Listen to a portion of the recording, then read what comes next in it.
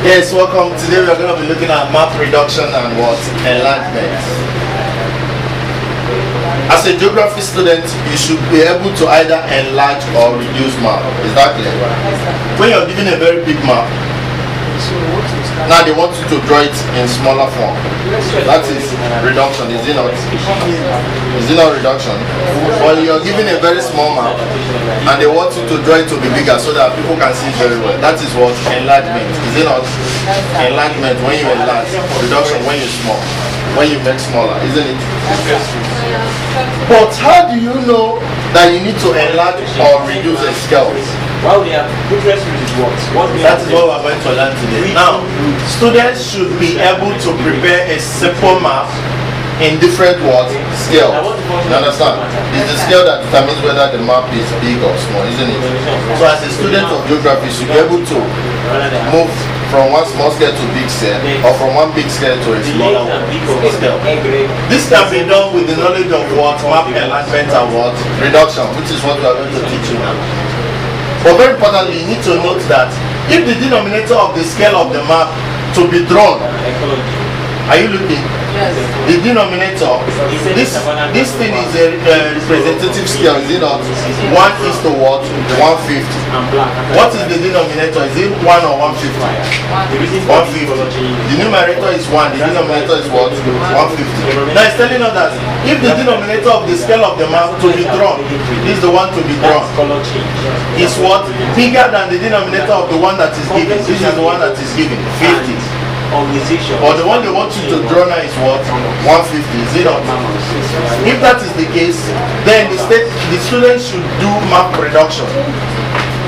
But if the denominator of the given is bigger than that of the one to be drawn, you should do what? Enlargement. Exactly. So whenever you're giving map reduction or enlargement, they must give you the scale of the given map and the scale of the one they want you to draw. Exactly. Yes, sir. So looking at these two things now, are you supposed to do enlargement or reduction? No? You understand?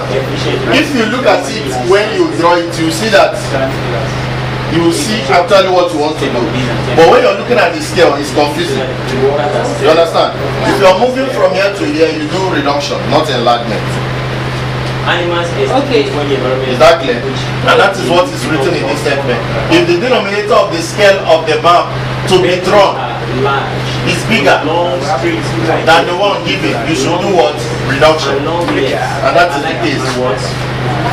So by what number do you reduce? How do you know the number you reduce?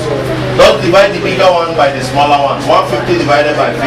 How many? 3. So you reduce the map by 3 times. Exactly. So if they give you a map with this scale and say reduce it to this one, what it simply means is that you should just divide the size of that map by what? 3 times. So let's say they gave you this map and say you should reduce it. So it should be something like this, is it not? Yes. So you see that this map, no matter that this is 50,000, is bigger than the one that is what? 150,000. That's what we say when we are learning type of map scale. We say that maps for small area of land are known as large scale, you know. Then those for large area of land are known as small scale. Exactly. So these two, land with these two now, which one is bigger? This one is bigger. This one is smaller. So that's why you have to do what? Reduce. And how do you reduce?